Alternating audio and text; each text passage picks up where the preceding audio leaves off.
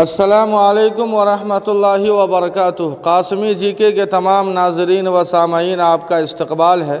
نئے ناظرین و سامعین سے ایک چھوٹی سی اپیل اور گزارش ہے کہ اگر آپ نے قاسمی جی کو سبسکرائب نہیں کیا ہے تو سبسکرائب کر لیں۔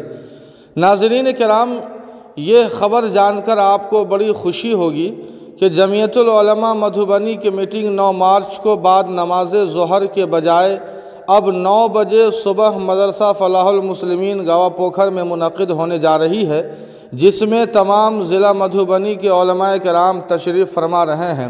نیز آپ کو میں بتاتا چلوں کہ جمعیت العلماء بہار کے جنرل سیکریٹری حضرت مولانا ناظم صاحب بھی تشریف لا رہے ہیں۔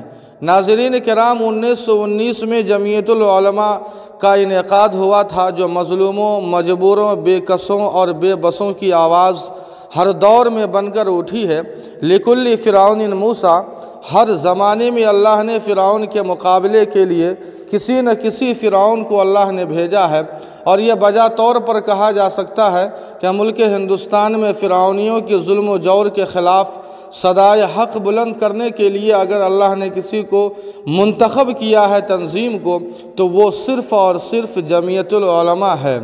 جمعیت العلماء مدھوبنی کے موجودہ صدر صاحب فقہ و فتاوی محبوب العلماء و صلحاء حضرت مولانا و مفتی ابوذر قاسمی، مدرس و مفتی دارالافتاء مدرسہ فلاح المسلمین گوا پوکھر مدھوبنی ہے، جو گزشتہ کئی سالوں سے اپنے عہدے کی ذمہ داری کو سمجھتے ہوئے پورے مدھوبنی ضلع میں جمعیت کا کام انجام دے رہے ہیں۔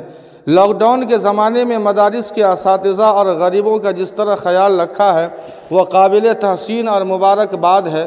لہٰذا جمعیت العلماء، جو اخلاص و للہیت پر مبنی اور اکابر و اسلاف کے ذریعے سینچی گئی تنظیم اور ظالم حکومت کے سامنے دیوار آہنی بن کر کھڑی مسلمانوں کے مسائل کو رکھنے والی جمعیت العلماء مدھوبنی کو مزید مضبوط اور مستحکم بنانے کے لیے تمام ائمہ کرام، علماء کرام، دانشوران اعظام اس میٹنگ میں ضرور شرکت فرمائیں اور اپنی بیداری کا ثبوت دے۔ اللہ پاک آپ تمام کی حاضری کو قبول فرمائے اور سفر کی صعوبتوں کو اللہ پاک کا بہتر بدل عطا فرمائے۔ والسلام علیکم ورحمۃ اللہ۔